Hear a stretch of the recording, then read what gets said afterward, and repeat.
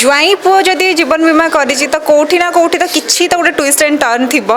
आ ज्वाई पुओर जीवन बीमा नाटा शुणिकी आपण मैंने जापर जो गोटे कमेडी आउ इमोशन वाला पंच को लेकिन गोटे सिनेमा हो तो बहुत ही बढ़िया स्टोरी लाइन अच्छी बहुत बढ़िया से काम हो गीत गुड़ा तो बहुत ही यूनिक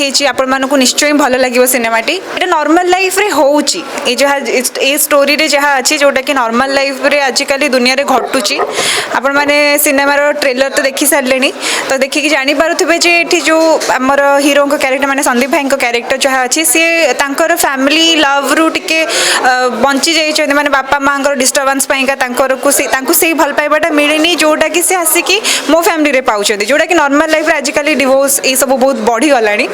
तो मते बहुत अट्रैक्ट कला ये जिनसा मो क्यारेक्टरटा स्पेशली गोटे स्वाभिमानी झील जी कि निज फैमिली को बचाइवाई सब आगुआ छिड़ा हो जोटा कि मु मे बी फर्स्ट टाइम ये क्यारेक्टर करुच्ची तो मते मो क्यारेक्टरटा बहुत भल लगी मुझे साइन कर